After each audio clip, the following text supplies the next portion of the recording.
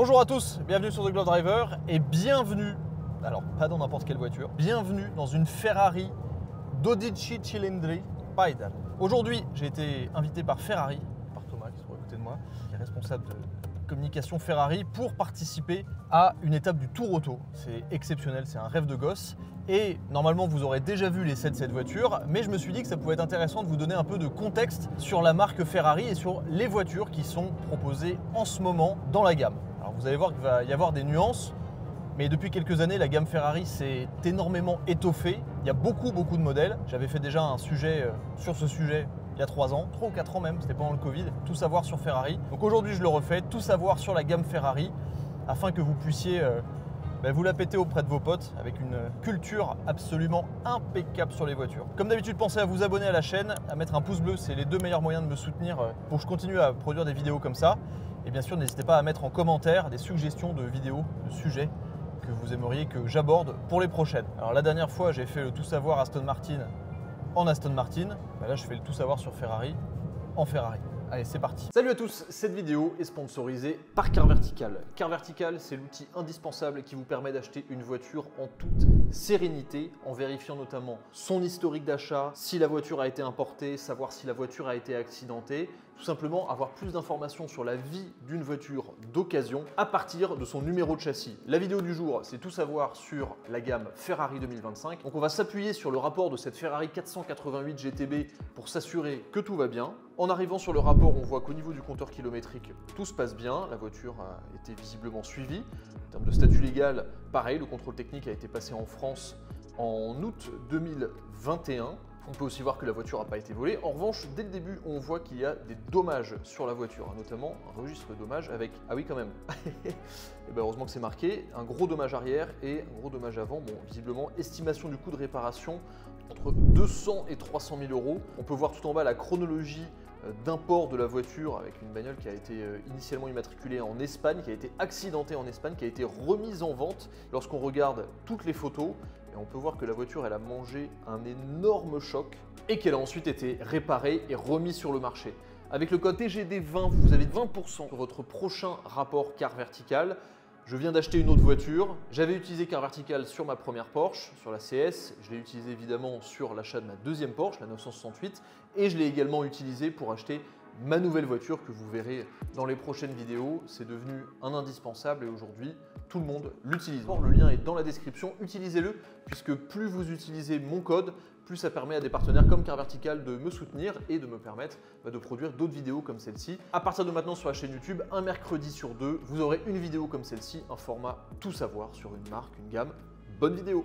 Alors pour bien comprendre la gamme Ferrari actuelle, déjà il y a une chose qu'il faut prendre en compte, c'est que quasiment toutes les voitures que je vais vous citer sont vendues. Alors non pas qu'elles soient vendues toutes commandées, mais en fait Ferrari fonctionne par année de production. Et là en fait les années de production sont quasiment toutes écoulées selon les modèles. Alors ma phrase n'est pas hyper française, mais je pense que vous avez compris ce que je voulais dire. La gamme Ferrari actuelle, on peut compter 6 types de voitures différents. Il y a les voitures avec un V8 avant, les berlinettes à moteur central arrière, les moteurs V12, ce que Ferrari appelle les supercars, et ensuite on a la gamme Icona. Et entre les deux, il y a les séries spéciales. Alors comme d'habitude, hein, je fais ça de tête, donc je vais faire un maximum d'efforts pour ne pas dire de bêtises, mais normalement c'est ça. Donc il y a 6 séries différentes. La seule voiture, pour l'instant, qui reste encore dans la catégorie Ferrari V8 avant, c'est la Ferrari Roma Spider. Alors la particularité de la Roma Spider, c'est que les années de production sont toutes écoulées. Techniquement, la voiture n'est plus produite. Si vous vous rapprochez de votre concessionnaire Ferrari, vous réussirez peut-être à en avoir une, mais pour l'instant, sur le papier, toute la production est écoulée. Donc la Ferrari Roma Spider, c'est une voiture qui est équipée d'un V8 avant, qui va être concurrente par exemple de l'Aston Martin DB12, j'en avais parlé dans la dernière vidéo, et qui va avoir un V8 biturbo qui va développer 620 chevaux. C'est une voiture sportive / grand tourisme, stricte de place, découvrable évidemment. Pourquoi est-ce que je parle que de la Roma Spider? Parce que la Roma Coupé n'est déjà plus produite. Donc les Roma Spider, il y en a encore quelques-unes qui sont livrées, mais normalement, elles sont toutes vendues. Ensuite, on passe sur la catégorie des Ferrari V12 avant. Et là, on a 3 voitures. Déjà, on a la voiture dans laquelle je me trouve, qui est disponible en coupé et en Spider, donc la Ferrari 12 cilindri, qui signifie 12 cylindres en italien, qui est la remplaçante de la Ferrari 812 Superfast et qui reprend un design iconique de Ferrari, le design de la Ferrari 365, aussi connue sous le nom de Daytona. Et c'est vrai qu'avant de la voir en vrai, j'étais pas certain d'aimer le design, j'avais une préférence pour le côté agressif de la 812 Superfast. Et bon là j'ai passé déjà la matinée avec. L'avant de la voiture est je trouve absolument sublime. L'arrière je ne suis pas encore super fan parce que je le trouve un peu massif, mais cet avant très allongé je le trouve absolument sublime. La 12 cylindrée est équipée du fameux V12 atmosphérique Ferrari, 6,5 litres de cylindrée, 800, toujours faire plaisir aux passants sur le côté, on est sur le tour auto, il y a beaucoup de gens. 830 chevaux en propulsion, transmis donc sur les roues arrière via la boîte double embrayage de Ferrari à 8 rapports. L'une des dernières peut-être Ferrari à moteur avant à avoir le V12, en tout cas j'espère pas, mais il y aura certainement une version spéciale qui va sortir de cette voiture, de la même manière qu'on a eu la F12 puis la F12 TDF, la 812 puis la 812 Competition. La Ferrari a présenté cette voiture en 2024, d'abord en version coupée, ensuite en version Spider. C'est, on va dire, le haut de gamme de la gamme Ferrari. La deuxième voiture que vous pouvez acheter chez Ferrari avec un V12 à l'avant, c'est le SUV de Ferrari, le Ferrari Purosangue. Est-ce que vous dites que c'est un SUV? Non. Un FUV. Ouais. Ferrari ultra vite. Ultra véhicule. La remarque, c'est vrai que bon, c'est un SUV, enfin, c'est technique. Ouais. Oui, bon, c'est un 4x4, comme j'ai dit. Tu l'appelles pas encore un 4x4. En plus, sinon je te retape le bras. Oui. C'est pas un 4x4. Non, mais bon, c'est une sorte de SUV, mais c'est vrai que, enfin, dans la forme, on pourrait dire que grossièrement c'est un SUV, mais en fait c'est beaucoup plus bas qu'un SUV. Donc, en fait, on pourrait presque dire que c'est une GTC4 Lusso 4 portes surélevée. Bon, c'est une Ferrari 4 places avec un V12 à l'avant. Voilà, avec les systèmes de suspension électrique indépendants. C'est ça. 4 roues motrices aussi. Et donc avec 4 places à l'intérieur, V12 6,5 litres atmosphérique. Alors j'ai oublié la puissance, 725 chevaux, je crois, de mémoire. 725 chevaux, donc ça c'est le Ferrari Purosangue. Toujours disponible dans la gamme actuelle, on a pour le coup la berlinette, donc la Ferrari 296 GTB en coupé et GTS en Spider, qui est la descendante de la 458, de la 488, de la F8. La différence avec les précédentes berlinettes, c'est que la voiture est équipée d'un V6 biturbo 3 litres qui développe, comme cette voiture, 830 chevaux avec l'aide de l'hybride, vu que la voiture développe, je ne sais plus exactement combien, je crois qu'il y a 130 chevaux d'hybride, quelque chose comme ça, mais en cumulé c'est 830 chevaux, 900 Nm de couple en propulsion, avec toujours une boîte double embrayage à 8 rapports. On va se faire dépasser par une Porsche 906. Et donc la Ferrari 296, moi c'est une voiture que j'ai adorée. Il y a l'essai complet évidemment sur ma chaîne YouTube. Je pense que beaucoup d'entre vous auront vu cette voiture. Mais donc aujourd'hui la 296, c'est une voiture qui est encore produite. Alors est-ce que la production est toute vendue? Je pense. Ouais aussi. Bon, pareil. Là encore, ça va être un programme récurrent chez Ferrari, mais les voitures sont, voilà, c'est une marque qui a forcément énormément de fans.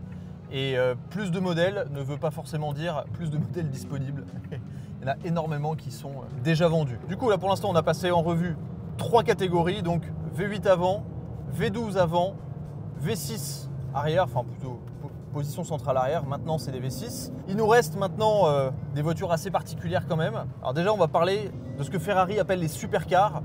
Et les supercars, pour nous, c'est une hypercar, sauf que chez Ferrari, une hypercar, c'est la voiture de course. Donc la supercar, c'est évidemment la Ferrari F80, qui est la dernière, je vais continuer à appeler ça une hypercar pour tout le monde, mais la dernière hypercar de Ferrari, qui vient directement concurrencer la McLaren W1 et un petit peu la Aston Martin Valhalla, même si c'est un peu une catégorie en dessous. Cette voiture est équipée d'un V6 biturbo 3 litres avec de l'hybride, beaucoup d'hybrides, puisque la voiture en puissance cumulée avec les 3 moteurs électriques qui sont placés, 2 sur l'essieu avant et 1 dans la boîte de vitesse, développe au total 1250 chevaux. Donc des puissances absolument stratosphériques, un aérodynamisme travaillé comme si c'était une véritable voiture de course. Et d'ailleurs, le V6 est un dérivé de la 499P, à savoir l'hypercar Ferrari qui court en championnat du monde d'endurance. Donc ça, j'ai vraiment hâte de voir les premiers essais de cette voiture. Quand est-ce qu'elle va être sortie? Quand est-ce que les premières vont être livrées de cette voiture? D'ici fin d'année. Fin d'année? Ok, d'accord. Donc je pense qu'on verra peut-être des premiers essais fin d'année ou alors début 2026, je pense, sur les grands médias internationaux. Voiture limitée à 499 exemplaires, si je ne me trompe pas, C'est ça. avec un prix de départ qui est de 2,4 ou 2,5 millions hors taxe. Donc ouais, ça c'est vraiment une voiture, j'ai hâte de voir cette véritable descendante de la Ferrari finalement, puisque, on en parlera tout à l'heure, la Ferrari Monza SP3 n'est pas une descendante de la Ferrari, elle fait partie de la série Icona dont on va parler juste après. Mais avant de parler de la série Icona, on arrive sur l'avant-dernière catégorie des voitures Ferrari qui sont techniquement toujours en production mais qui sont plus à vendre. Et on a notamment deux voitures assez spéciales. On a la SF90 XX Stradale et son homologue Spider, la SF90 XX Stradale Spider. Non, il n'y a pas le Stradale après le Spider. Si, Stradale Spider, toujours. Première fois dans l'histoire de faire... XX Spider, c'est ça. Donc la SF90 XX, version hardcore de la Ferrari SF90. Ferrari SF90 qui, je le rappelle, est équipée d'un V8 4 litres biturbo placé en position centrale arrière. 4 roues motrices grâce à l'hybride qui, là encore, est placé sur l'essieu avant, même principe que la Ferrari F80. Alors la Ferrari SF90, c'est une voiture qui existe depuis déjà 2022. La Spider est toujours, je crois, en production. Est-ce que la 90 coupée est toujours en production? Ouais, c'est les dernières. C'est ça, donc c'est vraiment les dernières. Donc là encore, je considère que ça fait toujours partie de la gamme actuelle, mais on est sur les fins de livraison. C'est des voitures que vous pourrez maintenant trouver principalement en seconde main. La SF90 XX gagne 30 chevaux par rapport à sa version normale, on va dire. Donc 1030 chevaux, une aérodynamique extrêmement retravaillée avec notamment un fond plat retravaillé, de l'aéroactif, un énorme aileron à l'arrière, de l'allègement. C'est finalement une version de piste de la Ferrari SF90 avec là encore des performances absolument stratosphériques. Ce qui est fou, c'est que dans ces séries spéciales, on a des chiffres d'hypercar. Pourtant non, chez Ferrari, voilà, c'est des voitures qui font partie de la gamme, juste c'est des séries spéciales. Alors de mémoire, la XX Stradale, donc la version coupée, est limitée à 750 exemplaires et la version Spider est limitée à, je crois, 599, 550. Ah, j'ai un doute, ça sera marqué sur l'écran. Je ne parlerai pas des 812 Competizione et 812 Competizione Aperta, puisque c'est des voitures qui là encore ont été déjà toutes vendues, qui étaient limitées également et qui ont aussi été, je pense que là elles sont terminées d'être livrées, les 812 Competizione Aperta. Ce qui est particulier aussi sur la XX, c'est que c'est la première fois dans l'histoire de Ferrari que la dénomination XX, qui d'habitude était réservée aux voitures de compétition client, on peut notamment nommer la Enzo XX, la Ferrari FXXK et la 599 XX. Là, c'est la première fois dans l'histoire de Ferrari qu'on a une voiture de route qui porte la dénomination XX, qui est la dénomination la plus extrême de Ferrari. Donc, c'est quand même des versions assez spéciales. Et j'ai eu la chance d'en observer quelques-unes à Monaco. C'est vraiment des voitures qui ont une présence absolument dingue. Puis bon, 1030 chevaux, 4 roues motrices, aérodynamique active. Bon, il y avait Romain Monti qui avait fait un essai assez exceptionnel sur Fiorano de cette voiture. Je vous invite à aller le regarder. C'est une voiture vraiment très très impressionnante. Et pour terminer la gamme Ferrari actuelle, on a... alors là encore, c'est plus trop actuel. C'est difficile avec Ferrari parce qu'ils vendent les années de production en plus des éditions limitées. On a la Ferrari Monza SP3 qui avait été présentée en 2022, si je ne dis pas de bêtises, qui est la suite. J'ai dit quoi? Ah, pardon, Daytona SP3, c'est parce que ça suit la Monza SP1 et la Monza SP2. Donc ça, ces trois voitures-là font partie de la série Icona, qui est justement des sortes de rééditions stylistiques de voitures emblématiques de Ferrari. Pas vraiment des rééditions, mais c'est des réinterprétations. Enfin, je pense que le terme est plus adapté. Et donc la Monza SP3, qui là aussi est équipée... Je vais y arriver, hein. Daytona SP3. La Daytona SP3 qui là aussi est équipée d'un V12 6,5 litres atmosphérique, également en boîte 8 rapports, 750 chevaux. Donc du coup, ça c'est la gamme actuelle de Ferrari. C'est toutes les voitures qui sont encore actuellement produites à l'usine, mais qui sont quasiment toutes vendues, soit parce que c'est des éditions limitées et que toutes ont été vendues, soit parce que la production a déjà été réservé sur plusieurs années, et même sur les voitures déjà vendues, il y a encore des listes d'attente. Ferrari a un fonctionnement assez particulier par rapport à ça et tout simplement une énorme demande par rapport à leur véhicule. Donc si on récapitule, gamme V8 moteur avant, on a la Roma Spider qui est vraiment sur les fins de production, les dernières sont livrées en ce moment. Ensuite, on a la berlinette avec la 296 GTB et GTS avec le V6 biturbo en position centrale arrière, hybride. En V12 avant, on a la 12 cylindrée coupée et Spider. Je me trouve dans la Spider. Le Puro Sangue, qui est le FUV. Ensuite, où est-ce que j'en suis? En supercar, on a la Ferrari F80. En série spéciale, on a la SF90 XX Stradale et la SF90 XX Spider. Et en série Icona, on a la Daytona SP3.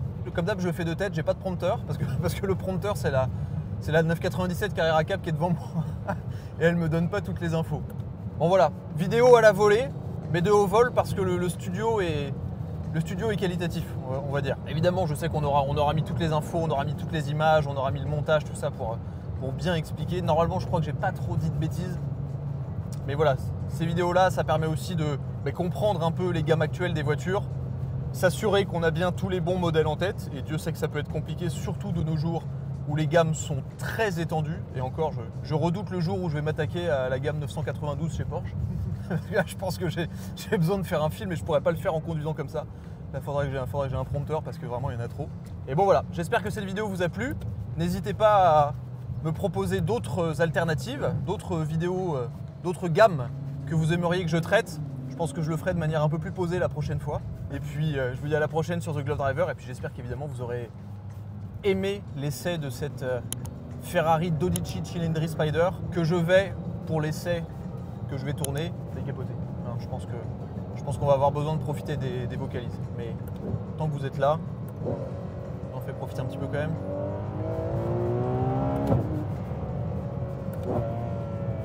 Allez, merci d'avoir regardé et à la prochaine sur The Glove Driver. Ciao!